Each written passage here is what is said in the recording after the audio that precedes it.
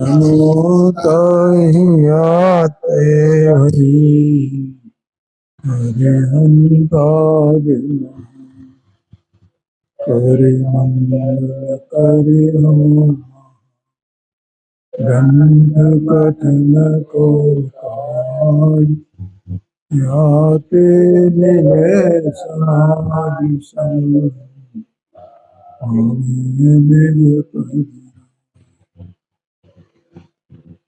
मोक्ष मार्ग प्रकाशित जी ग्रंथ है।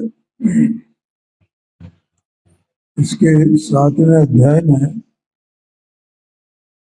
जो जीव जैनी है और जिनाज्ञा को मानने वाले हैं उनके लिए मिथ्यात्व रहता है, तो उनके कैसा मिथ्यात्व रहता है उसका ज्ञान इसमें कराया। और जो मिथ्यात्व रहता है वो वस्तु स्वरूप का यथार्थ ज्ञान नहीं होने के कारण से रहता है। तो वस्तु का यथार्थ स्वरूप क्या है वो भी बताया। उनके जानने मानने में क्या दोष है ये भी बताया। और अंत में सम्यक सन्मुख मिथ्या दृष्टि का प्रकरण इसमें आया है।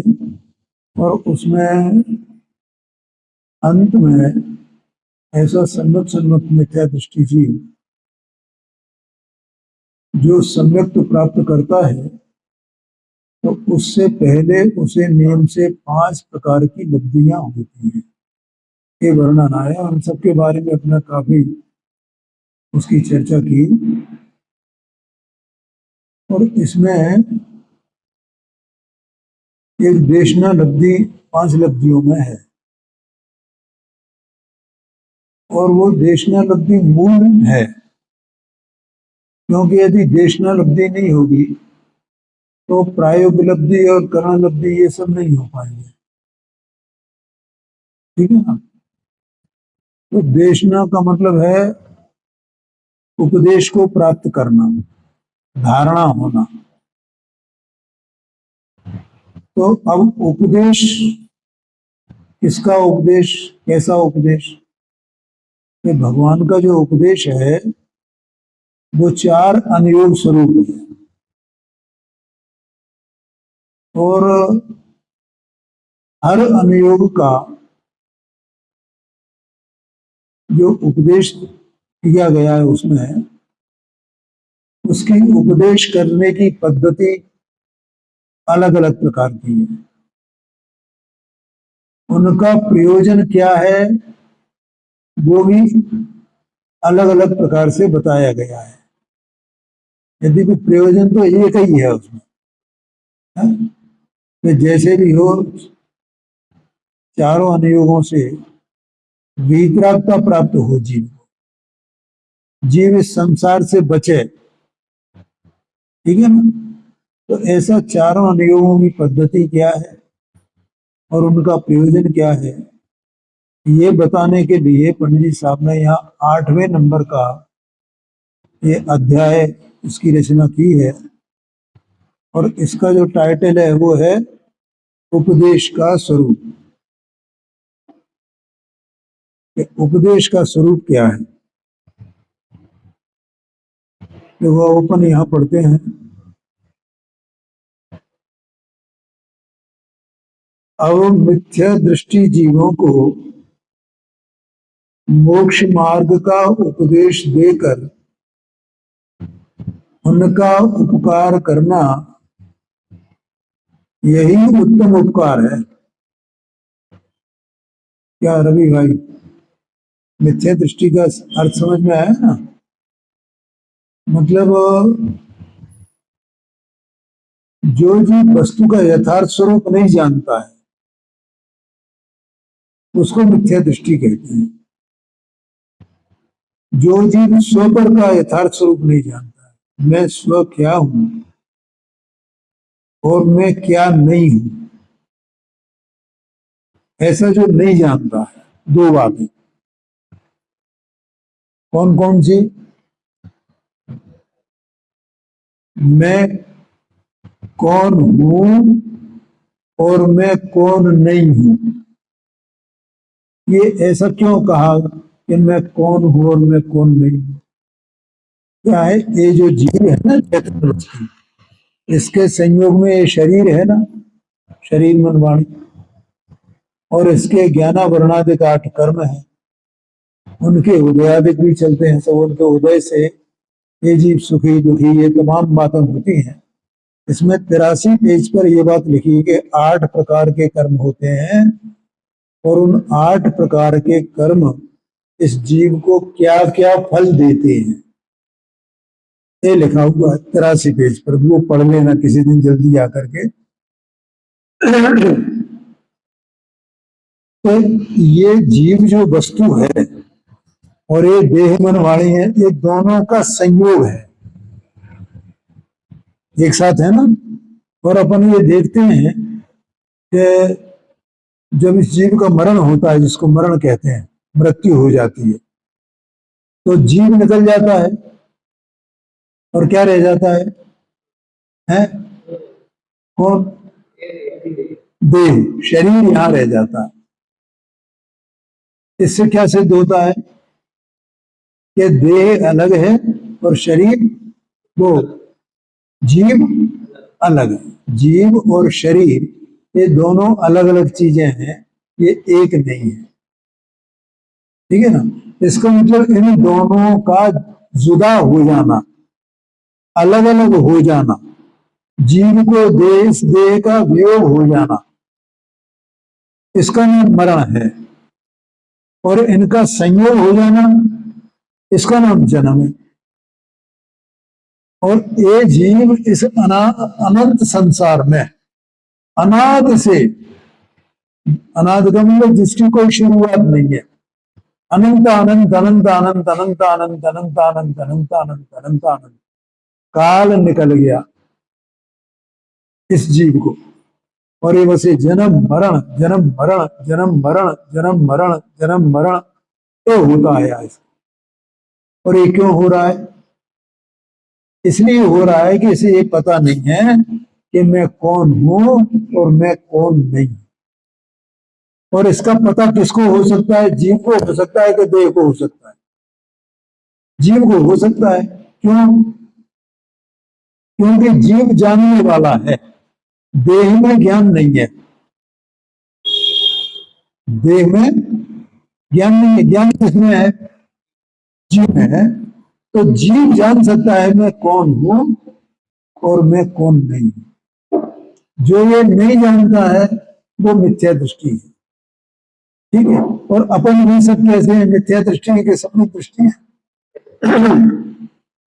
दो ही अवस्थाएं होंगी जीव की, या तो वो सम्यक दृष्टि होगा या मिथ्या दृष्टि होगी। ठीक है ना? तो अपन मिथ्या दृष्टि है। क्यों है मिथ्या दृष्टि? क्योंकि अपन अपने को नहीं जानते हैं और देह को इससे भिन्न नहीं जानते हैं। फिर रहें साथ भले ही भले, ये दोनों साथ साथ भले रहें, लेकिन जो सम्यक दृष्टि होते हैं, जो जीव, वे जीव ये जान जाते हैं कि मैं ए हूं और ए शरीर में नहीं, और शरीर संग बना ही रहता है। नहीं आया समझ में? आ गया है? जैसे किसी की वस्तु होए, कोई सामग्री होए, बहुमूल्य सामग्री होए, और वो अपने पास अमानत के तौर पर रख गया कि भैया ये हमारी चीज है और हम यात्रा पे जा रहे हैं, लौट के आएंगे, तब तक आप रखना। तो हमारे पास रखी है, हमारे घर में रखी है ना, तो भी अपन उसमें अपनापन करते हैं क्या? या नहीं करते हैं? अपन जानते हैं भैया एक दूसरे की है ना, कि अपने घर में रखी है तो भी वो अपनी नहीं है, ऐसा बन जाते हैं। ऐसे ही जो जीव ये जानता है कि शरीर मेरे संयोग में है, लेकिन शरीर मेरा नहीं है, मैं नहीं हूं, ये सम्यक दृष्टि है। और जो ये नहीं जान पाए हैं वे मिथ्या दृष्टि है। देखो उसमें छह ढाला एक ग्रंथ है, उसमें आता है देह जीव को एक गिने, जो देह को और जीव को, ये हैं दो वस्तुएं, वो माने ये अपन ऐसे ही मान रहे हैं ना कि बस मैं तो ये हूं ना, ऐसा मैं ऐसा मान के बैठा हूं, मैं तो ये हूं ना है। इसमें इसमें रहते हुए मैं इससे भिन्न हूं, मेरी सत्ता, मेरा सत, मेरा अस्तित्व न्यारा है, शरीर का अस्तित्व न्यारा है, ऐसा मैं नहीं जानता हूं, इसलिए मैं मिथ्या दृष्टि हूं। आगे समझ, मिथ्या दृष्टि की इतनी परिभाषा है। वैसे इसमें चौथा अधिकार, जैसे ये आठवां अधिकार है ना, उसमें चौथा अधिकार है, उसमें भी एक परिभाषा है, ये देखो निकालो चौथा अधिकार,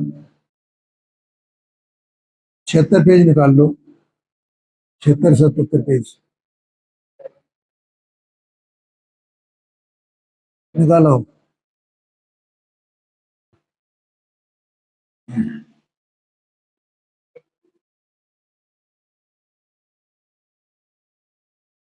देखो 76 पेज पे देखना, नीचे बिल्कुल अंतिम लाइन है,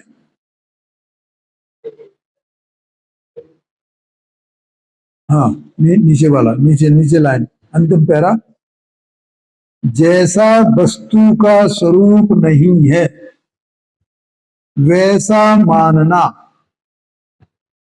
जैसा है वैसा नहीं मानना, दिखाई भी क्या, ऐसा विपरीत अभिनिवेश, विपरीत अभिप्राय, विपरीत मान्यता, उसको लिए हुए मिथ्या दर्शन होता है।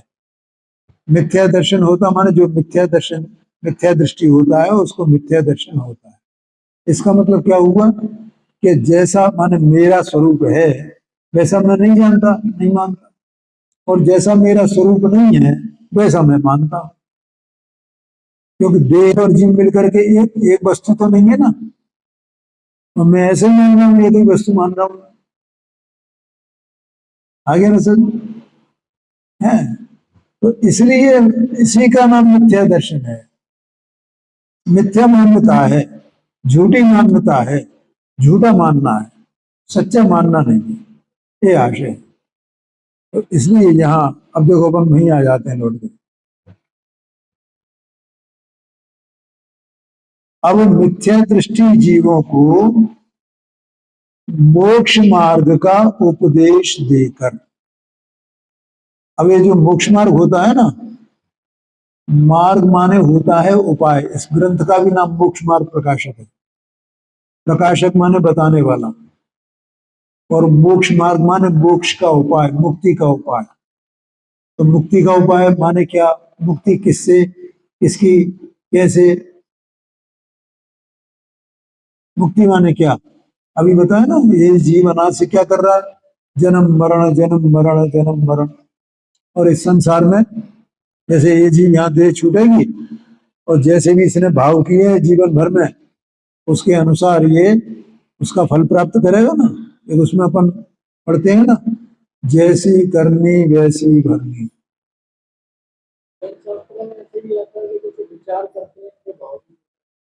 तो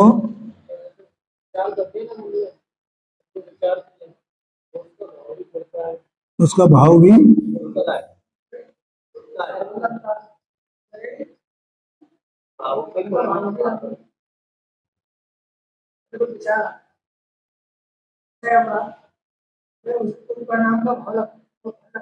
हाँ हाँ हाँ, वही वही होता है, यही तो हो रहा है ना। क्या है, उसकी एक बिल्कुल सिस्टमेटिक वो है, पूरा सिस्टम है उसका, ये जीव क्या कैसे भाव करता है और उसी समय इसको कर्मों का बंध होता है, वे कर्म कालांतर में फल देते हैं। माने जैन दर्शन में कोई ईश्वर फल देने वाला नहीं है, ये स्वयं ही अपना जो कुछ किया है उसका फल प्राप्त करता है, ऐसा है। वो अभी मैंने फल की बात की थी ना, 83 पेज की बात, तो वहां वही 8 प्रकार के कर्म। तो जैसे शरीर इसके जीव के साथ में है ना, ऐसे में 8 प्रकार के कर्म भी इस जीव के साथ में रहते हैं हमेशा, और वे निरंतर बंधते रहते हैं, माने जीव के साथ निबद्ध होते रहते हैं, और उनका समय समय फल आता रहता है। अब हमने पहले जो भी किए हैं भाव हैं, और उनका फल अभी आ रहा। तो इसका मतलब है कि हम संसार में पड़े हुए हैं, अपने को तमाम तरह के जीव दिखाई देते हैं ना, मच्छर मक्खी और भी इनसे छोटे छोटे जीव, पशु पक्षी तमाम प्रकार के, चींटियां हैं,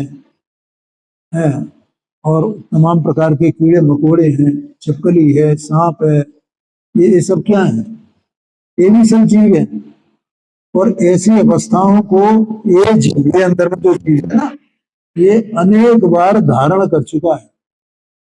ये पेड़ पौधे ये भी जीव हैं, ये जीव भी अनेक बार वो पेड़ पौधे बन चुका है, क्योंकि अब ये अनंत काल इसमें संसार में हो गया, तो इसको क्या शेष रहा जो ये नहीं बना होगा है? हाँ, ये बात है। तो बोलो, अब अपने को यहाँ जब ये जैन कुल मिलता है, तो ये जिनवाणी मिलती है, तो आचार्य देव पूछते हैं कि भैया अब ये तू बता कि तू क्या इसी संसार में ऐसे में रहना चाहता है? जन्म मरण जन्म मरण जन्म मरण, और इस जन्म मरण में अपने को, जैसे अभी अपना ये मनुष्य पर्याय है, आज ये सुबह भी चर्चा आई थी, तो इसको कितनी चिंताएं लगी हुई हैं, बोलो। बिना चिंता के है ये? घर की चिंता, व्यवसाय की चिंता, बच्चों की चिंता है कि वो बच्चे का एडमिशन नहीं हो रहा है, इसकी चिंता है कि ये घर का ये सामान खत्म हो गया है, इसकी चिंता, व्यवसाय की चिंता है, इसके लेने की चिंता, उसके देने की चिंता, कितनी चिंताएं इसको रहती है, हर समय उसी चिंता में पड़ा रहता है। और ये चिंता कर रहा है ना, ये सब, इन सबका फल इसको लग रहा है, मतलब कर्म बंध रहा है उसमें। ये यहाँ बताया गया है, हम कैसे चिंता से मुक्त हों, क्या उपाय है, उनमें हमारी कितनी आसक्ति है। आसक्ति जानते हो ना, मतलब एकत्व, बिल्कुल ऐसे हमारी पकड़ उसमें, इस चीज को उसमें पकड़, कैसे पकड़ है कि कोई हमारी चीज को हाथ तो लगा दे, है कोई चीज ले जाए तो अपने कैसे लग जाए, हमारे प्राण ही चले गए। किसी चीज का वियोग हो जाए जो अपने को अच्छी लगे, तो कैसा लगता है, जैसे हमारे प्राण चले गए, लगता है कि नहीं लगता है? इतनी आसक्ति इस जीव की है। तो इन सब झमेलों से, और ऐसे अनंत अनंत काल में ऐसे दुख उठाए इसने जीव ने। अब देखो मक्खी मच्छर छोटे मोटे ये, और कुत्ते बिल्ली, ये सब इसमें ये अपन देखते हैं ना, इनके दुख किसी ने देखे हैं कैसे दुख है? अपने को अंदाजा भी नहीं है, कभी विचार ही नहीं आता इनके बेचारे कैसे दुखी हैं, और अपने ऐसे दुखों को कितने भोग चुके हैं। तो इस सब से छूटने का कोई उपाय तो होएगा, है? क्योंकि या कोई हमारा हाथ पकड़ के ले जाएगा और मुक्ति में हमें रख देगा ले जा करके, ऐसा है? ऐसा कोई मैंने वो है क्या साधन कि भैया एक भगवान है, एक परमात्मा है, या कोई देव आएगा और वो अपना हाथ पकड़ ले जाएगा और वहां मुक्ति में विराजमान कर देगा? ऐसा है? ऐसा कोई उपाय है नहीं जगत में, है? ये तो सब अपने को खुद करना है। क्यों भैया, क्यों हंसी क्यों आ रही है?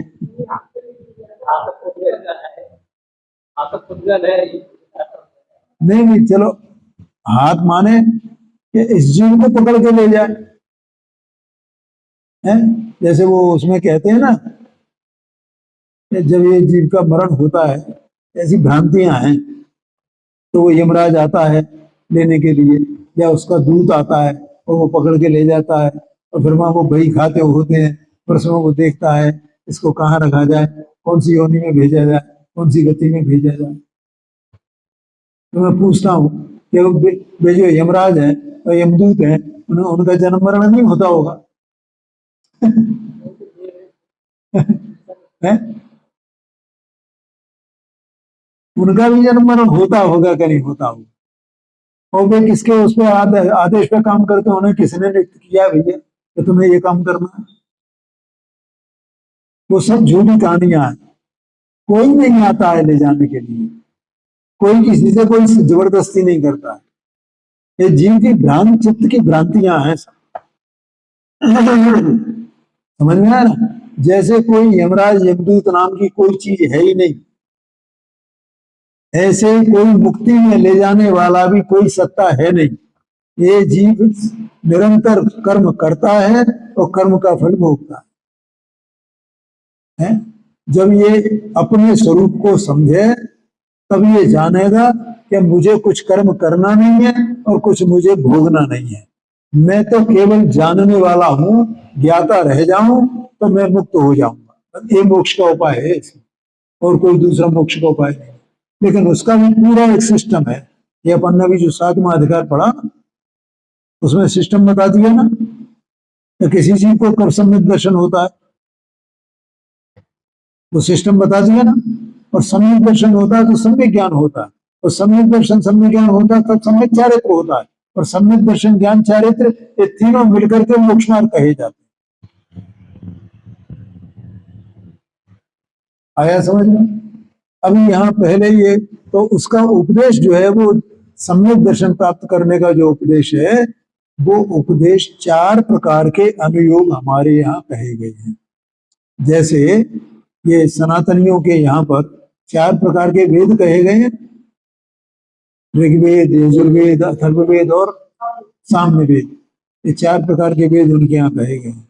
ऐसे हमारे यहाँ 4 प्रकार के वेद कहे गए, वेद कहो कि अनुयोग कहो, ऐसे कहे गए। और उनमें अलग अलग प्रकार से उपदेश दिया गया, उसकी चर्चा इसमें आई है। आगे समझ में भैया? हाँ, बिल्कुल सरल बातें हैं, लेकिन क्या है, जीव को इनका अभ्यास नहीं है, कभी जाना नहीं है, तो वो बड़ा कठिन लगता है। ठीक है? तो मिथ्या दृष्टि जीवों को मोक्ष मार्ग का उपदेश देकर उनका उपकार करना, यही उत्तम उपकार है। अपने यहाँ क्या भैया हरीश भाई, सबसे बड़ा उपकार क्या है? इसी के लिए मतलब अपन लोग यहाँ पर ये कह जाता है, ऐसा लगता है कि जैसा इन्होंने हमारी बाह पकड़ ली और हमें मोक्ष में पहुंचा दिया। ये उपदेश है ये अपने लिए, लेकिन फॉलो अपने को करना होगा।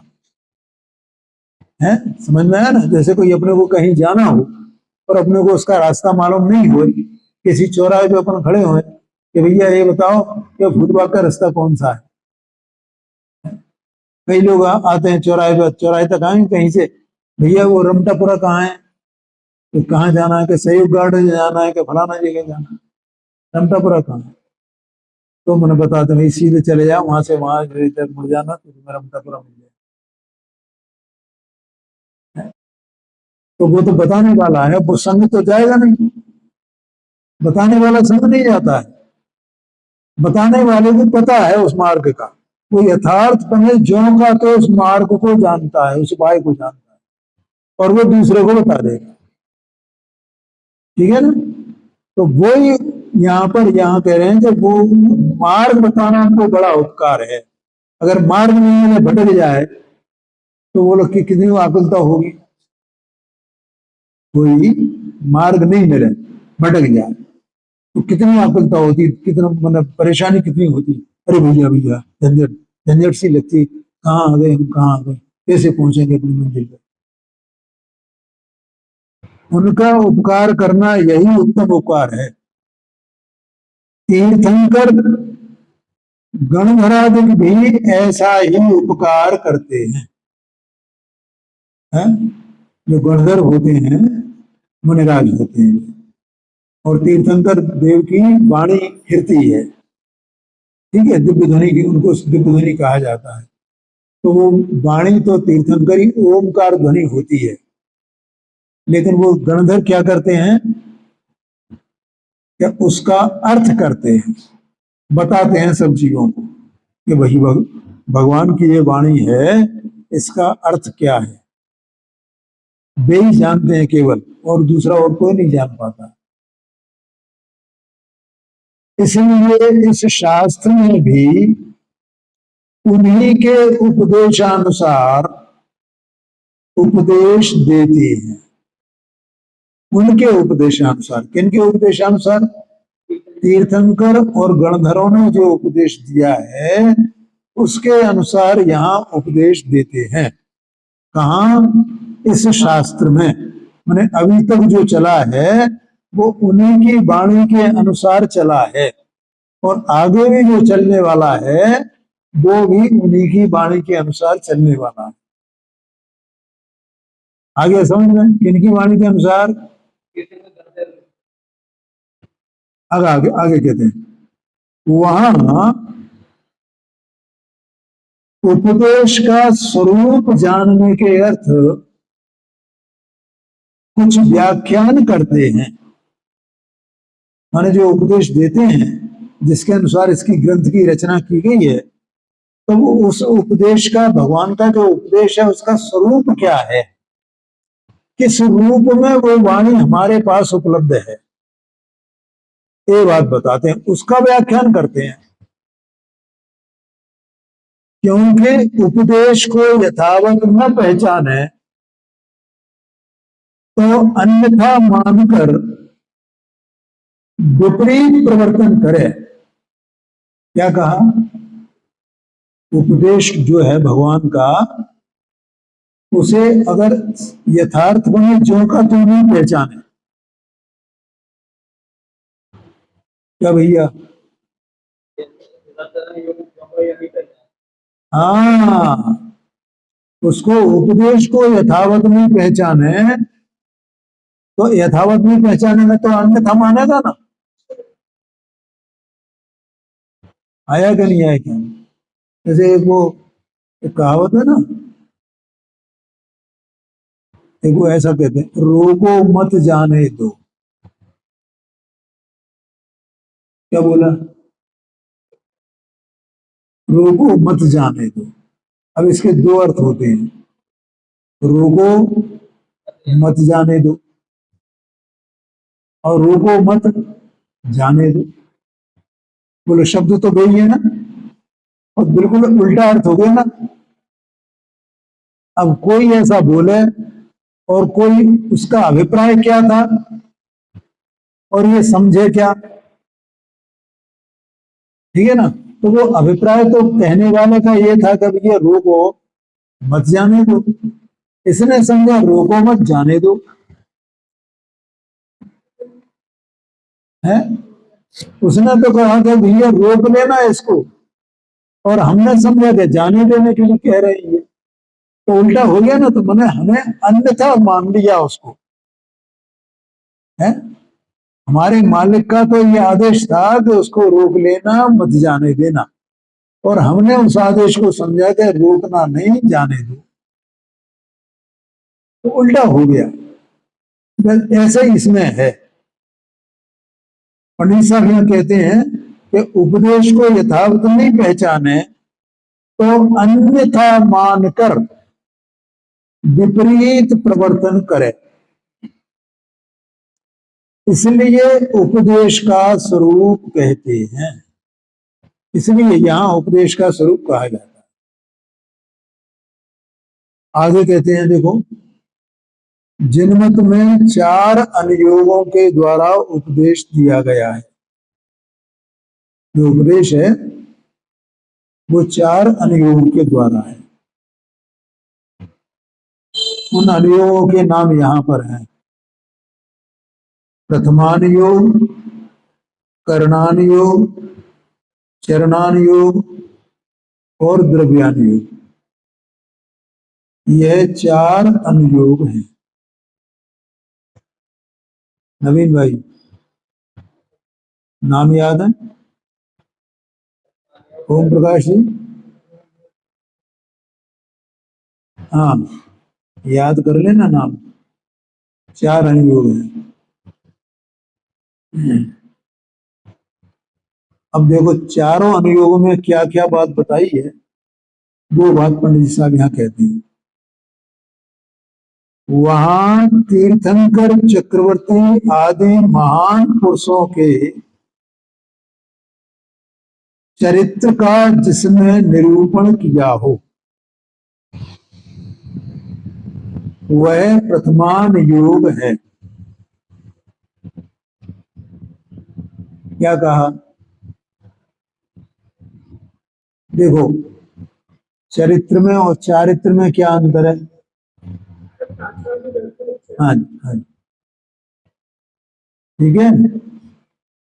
चरित्र माने हमारी जो प्रवृत्तियां हैं ना, उसको चरित्र कहते हैं। महापुरुषों की जो प्रवृत्तियां होती हैं, वे चरित्र कहलाती हैं।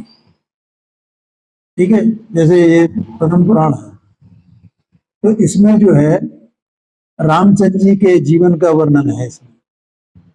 तो रामचंद्र जी का की प्रवृत्तियां कैसी थी, कैसे वे विनयवान थे, कैसे वे धीर पुरुष थे, कैसे वे शांत हृदय वाले थे, हैं कि कैसे वे बिल्कुल कोई भी वो हो जाए वो बिल्कुल घबराते नहीं थे, कैसे वे दया के पुंज थे। मतलब वे उनको ऐसा, एक जगह भी मैं पढ़ रहा था, उसमें ऐसा कहा कि वो दया रूपी बेल जिस पर चढ़ी है, ऐसे कल्प वृक्ष के समान थे। ऐसा कहा, ऐसा कल्प वृक्ष जिस पर दया रूपी बेल चढ़ी है। मतलब ऐसे दयावान थे वे। ऐसे जो वो दशरथ जी जो है वो वैराग्य को जो उनको आता है, उस समय कहते हैं भैया वो रामचंद्र जी को, राम को बुलाओ। तो वहां लिखा, अत्यंत विनयवान होकर के रामचंद्र जी वहां आते हैं। अत्यंत विनयवान होकर के पिताजी क्या आज्ञा है भाई। तो ये उनका चरित्र है। और चारित्र कहते हैं वो कसाय के अभाव पूर्वक जो परिणति में निर्मलता होती है, उसको चारित्र कहते हैं। ऐसा समझना। इसको अंग्रेजी में करेक्टर कहते हैं। चरित्र हिंदी में, और करेक्टर जैसे वो ये इसमें फिल्मों में, नाटकों में जो रोल करते हैं ना, तो ये आप कौन सा चरित्र निभा रहे हैं, ऐसा कहा जाता। तो करेक्टर कहो, चरित्र कहो, ऐसा है। तो महान पुरुषों के चरित्र का जिसमें निरूपण किया हो, वह प्रथमान योग है। माने महान पुरुषों के चरित्र का उसमें निरूपण किया जाता है प्रथमान योग। जैसा भी मैंने पद्म पुराण की बात की आपको। एक बात ये तो हो गया, क्या कौन सा अनुयोग? प्रथमान योग। इसको कथानुयोग भी कहते हैं। कहानियां होती है ना महापुरुषों के बारे में, उनकी जीवन की, कथानुयोग कहो या प्रथमानुयोग कहो। दूसरा कहते हैं गुणस्थान मार्गणानुरूप जीव का व कर्मों का व त्रिलोकादि का जिसमें निरूपण हो, वह करणानुयोग है। आगे समझ में हुई है? देखो भैया, माने इसमें गुणस्थान, मार्गणा और कर्म, 3 बात आएंगे। बोले त्रिलोक, ये 4 बातें। तो त्रिलोक का वर्णन, तो ये तीनों लोग कैसे हैं, कहाँ स्वर्ग है, कहाँ नरक है, मध्य लोक कैसा है, और ये जीव कहाँ कहाँ रहते हैं, ये सब जो वर्णन आता है, 3 लोक का वर्णन। 3 लोक माने ऊर्ध्व लोक, मध्य लोक, अधोलोक। ठीक है, तो इसका वर्णन इसमें आता है, वो करणानुयोग है। इसका पूरा माप वगैरह रहता है। हाँ, कितनी लंबाई है, कितनी चौड़ाई है, कितनी ऊंचाई है, सब कुछ उसमें है। कितने कितने योजन की क्या क्या है। नरक में है तो कितने, एक एक उसमें कितने पटल हैं, कितने बिल हैं, ये सब उसमें। और ऐसे ही स्वर्ग में जो है कितने कितने विमान हैं, कितने कितने माने किस सिस्टम से वो बने बने हुए हैं, ये सब उसमें आता है। और मध्यलोक में कितने कितने ये द्वीप समुद्र हैं, उनकी क्या क्या लंबाई चौड़ाई है, ये सब उसमें आता है। ठीक। और इसमें इसके अलावा और क्या आया? गुणस्थान मार्गणादि रूप जीव का व कर्मों का। जीव का ये जो गुणस्थान है और मार्गणाएं हैं।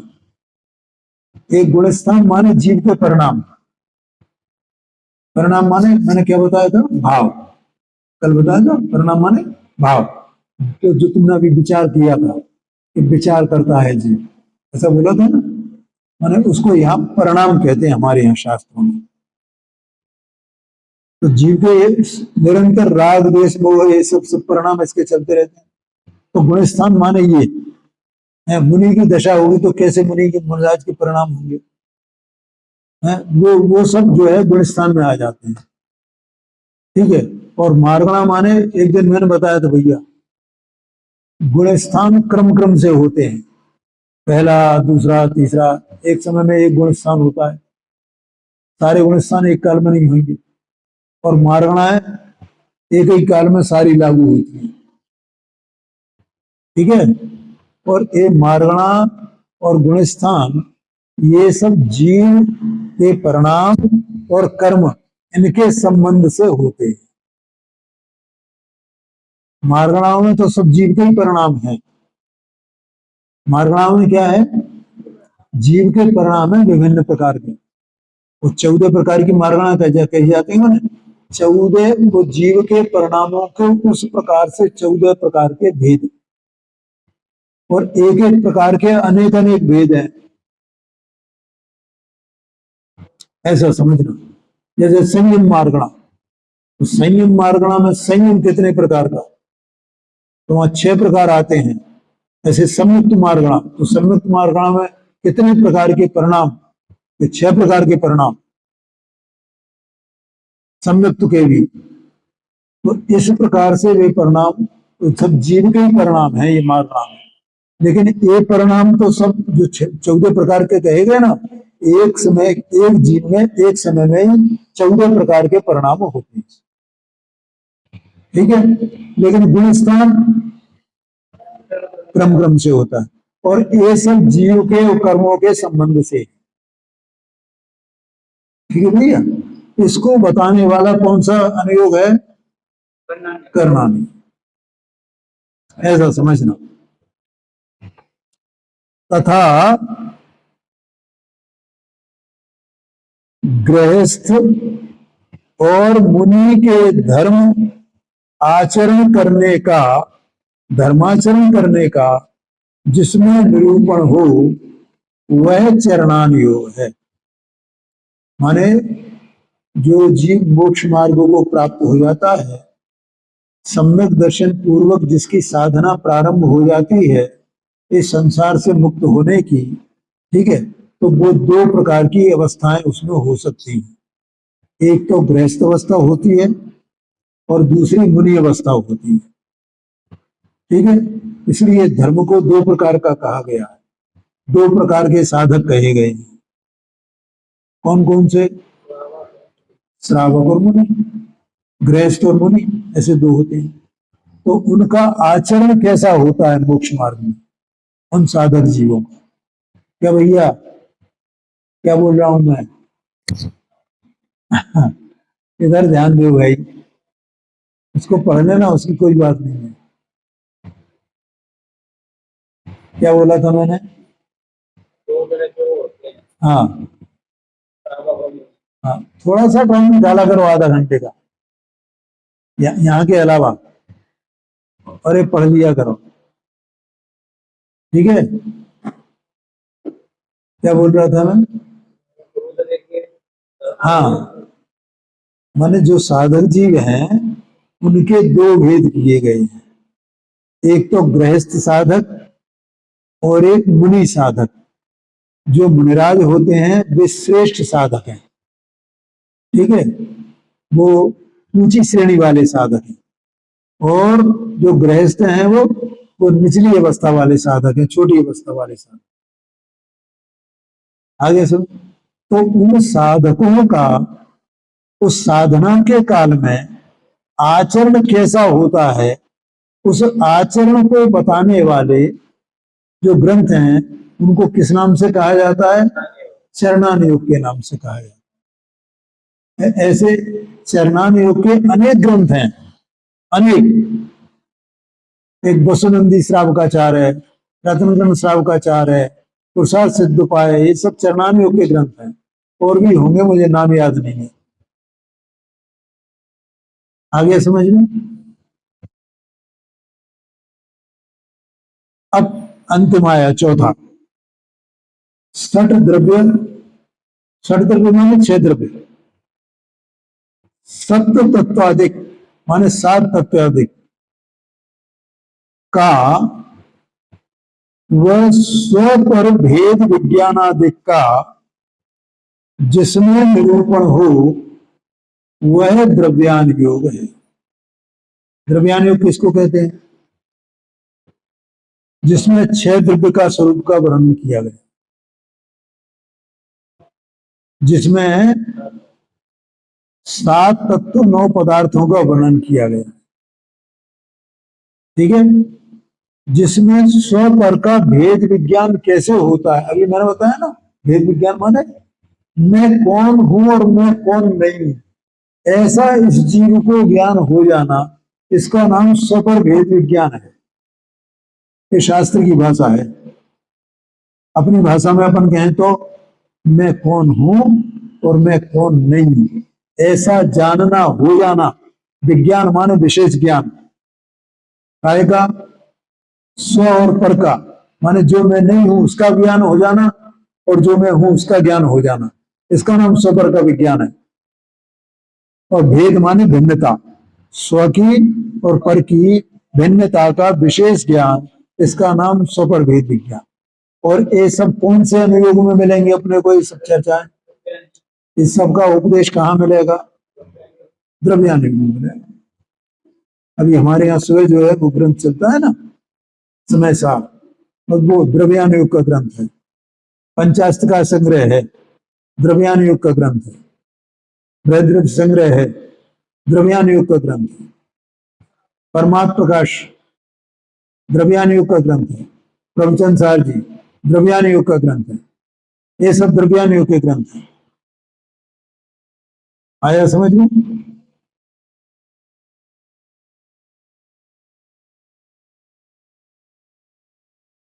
अब यहां एक बात कह करके अब एक प्रश्न ये आता है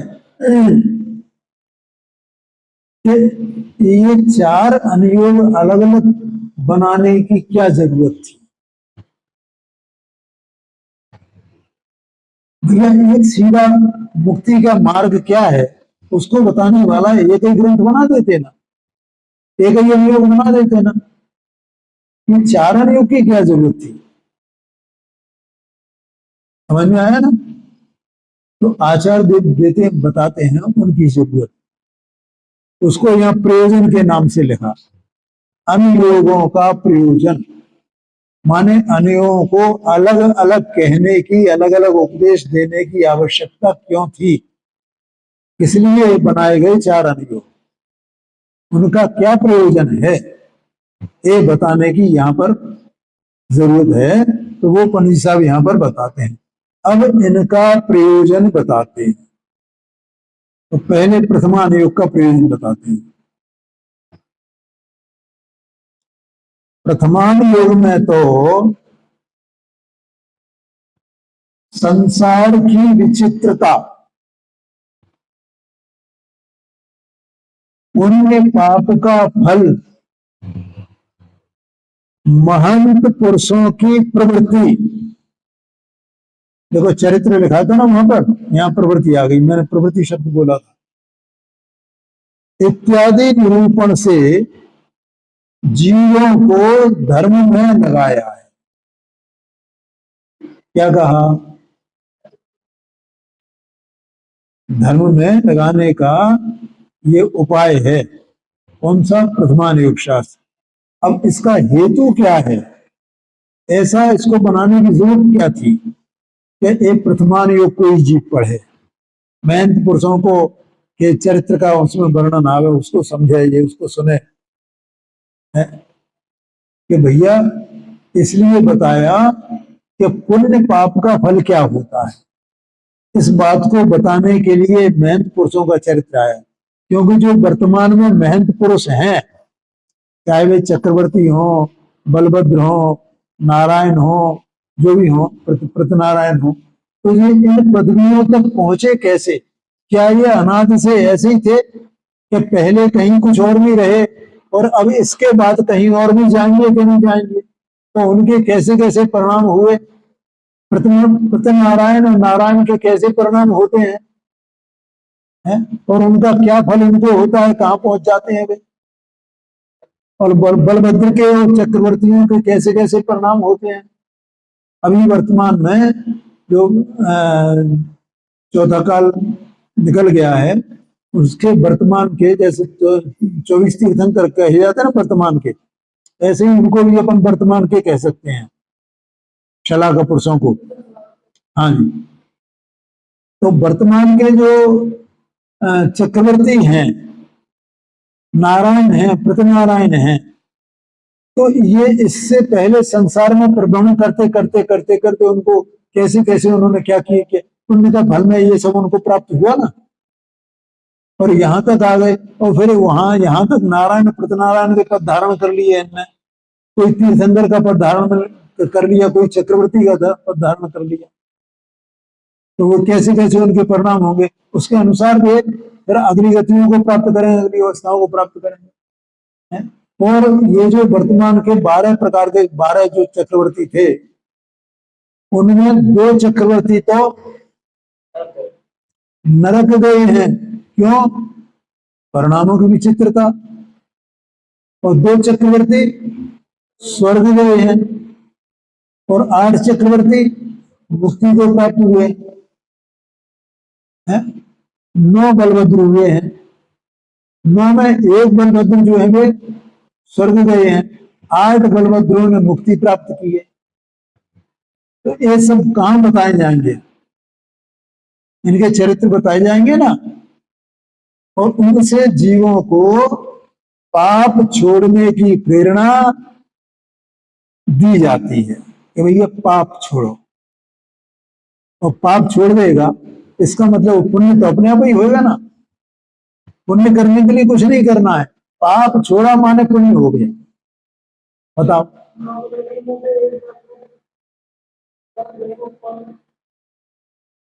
9 बलभद्रों में से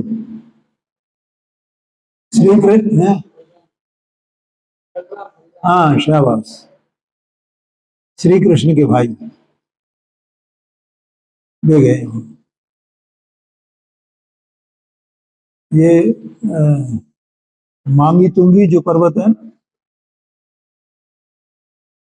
तो वहां उनकी प्रतिमा बनी हुई है, उल्टी उल्टी प्रतिमा है। वे मोक्ष को नहीं गए इसलिए।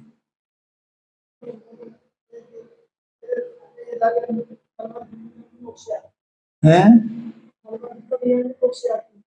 हाँ, वो जो भी हुए, लेकिन वे मतलब मोक्ष को नहीं गए।